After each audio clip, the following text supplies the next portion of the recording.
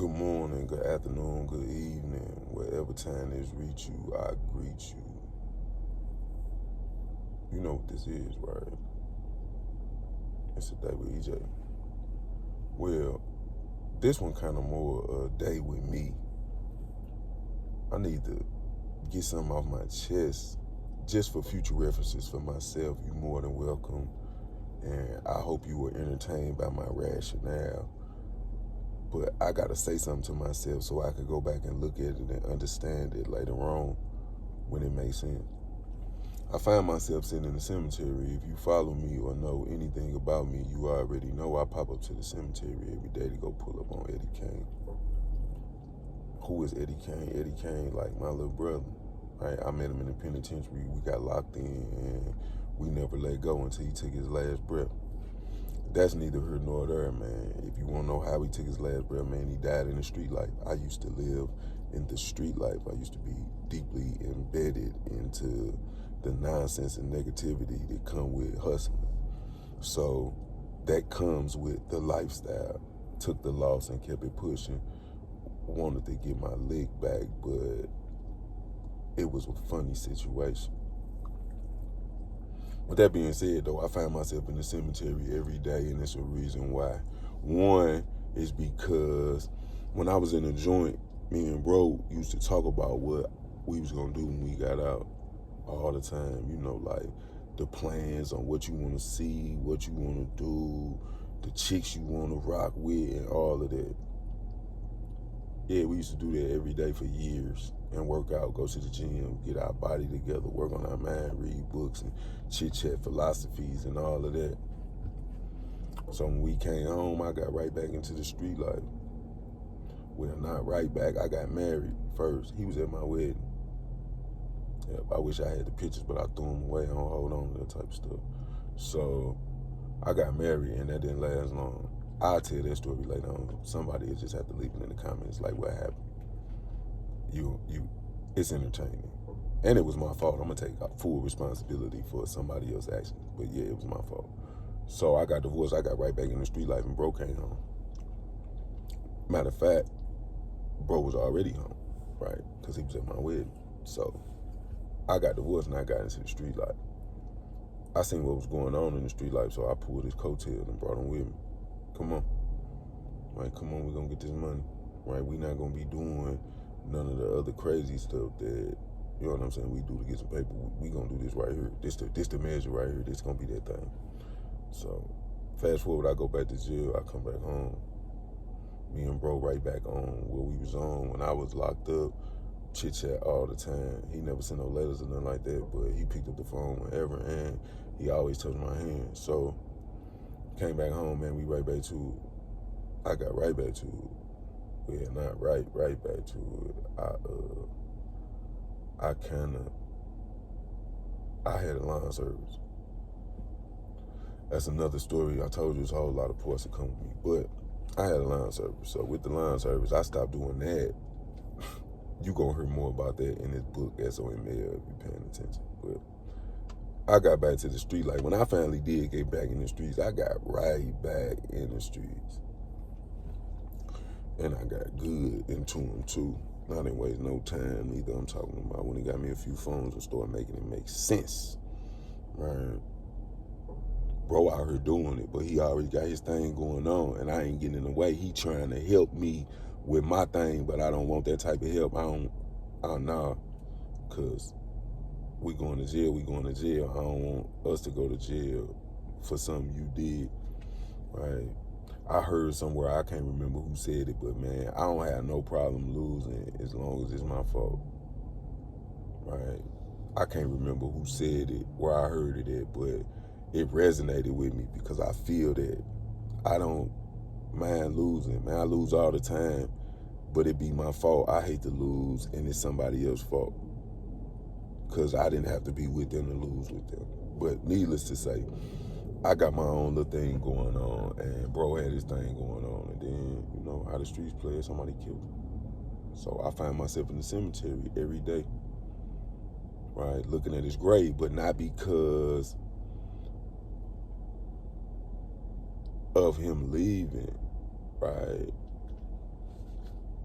Well, yeah, more so because of him leaving, him not being around. But I be at his grave because we used to meet up almost every day when we was in the same area doing whatever it was we would do, and we would have discussions about what we had going on, and you know what I'm saying, chit chat about the differences in the world and the negativity and all of that and the secrets and the things that you can't tell nobody because ain't no statutes and limitations on some of that stuff, right? We used to chit chat about those things because I keep his secrets and he'd keep mine. He didn't really talk a lot in life anyway, so when I come pull up to the cemetery to see him, it's like we holding a conversation. And the beautiful thing about it is his picture on his tombstone, so I'm just looking at him and holding a conversation. But there's also another reason I come to the cemetery, to see my little brother and chit chat and, you know what I'm saying, rationalize life the way that it's rationalized. I come for another reason. I come to see them dig graves so I can be fully aware that my time coming and I have to make the best of my situation while I have it, because tomorrow, not promised. I be in the cemetery every day for a humbling moment in my day, just to let me know that no matter what's going on, I am supposed to be happy. I am supposed to be excited. I am supposed to be ecstatic that I get the opportunity to go through whatever it is that I'm going through. Because almost every day, they dig in a new hole in the graveyard to stuff somebody in. Yep, it's the coldest thing ever. I just hope that, you know what I'm saying, you can more so start to understand me and what I be having going on. If you wonder where EJ is, she is definitely in the window of the truck looking out. I would explain my situation and what I got going on in my life, but if you follow any of my other social media, you already know. I'll tell you more about it later. I'm trying to get my life situated. What does that mean? I know you wondering what that means. I'm trying to get my life situated for circumstances that I talk about because I don't really care, but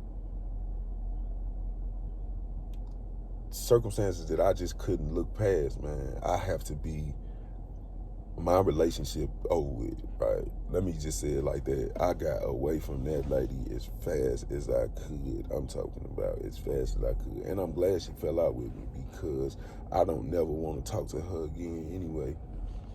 I'm really big on wanting kids. I posted this on one of my social medias yesterday. I said, I swear for the Lord, I will never fall for the let me have your baby again line. The let me have your baby line ever again. I will never again fall for some woman telling me, let me have your baby. Nope, because I get the chance to see how you treat your children that you already have. And if that don't line up with how I want to raise my child, then you are not the person I want to have a kid with. I'm not going to do that to myself, the world, or others, if you understand what I'm saying. I'm not even going to put no effort into it. I really want a child of my own, but me and the mother got to understand the mission. So I be at the cemetery. Understanding the mission of life, that every day somebody going here, and while I'm stressed, while I'm depressed, while I'm going through whatever it is that I'm going through, man, it is somebody in one of these holes that would give up whatever they could give up to just be right here dealing with what I'm dealing with.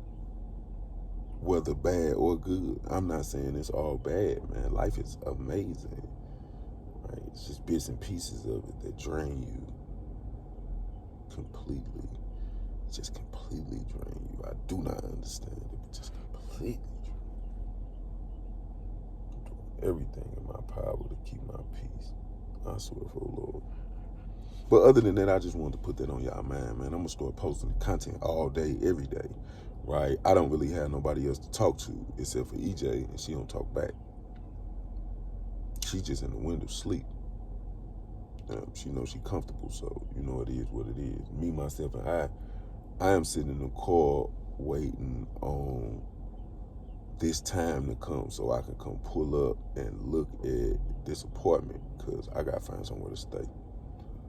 I want to get a RV, so I don't really want an apartment, but I don't know what to do. Wish I had somebody I could talk to about it.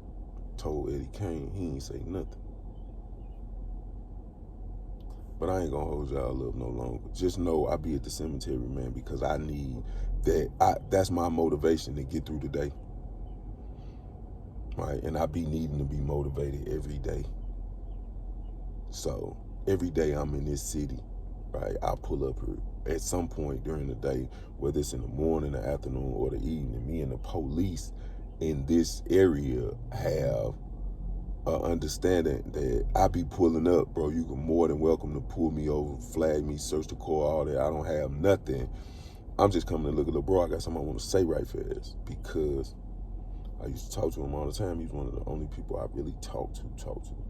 I could tell him whatever. Right? I could tell him the real reason why I got away from my girlfriend too. And he gonna look at me and he gonna understand it because he was a 2-time felon too. Y'all have a good day and be safe. If you want to see what EJ is looking like, look at the picture I'm finna take and use for the thumbnail of this video. Good day.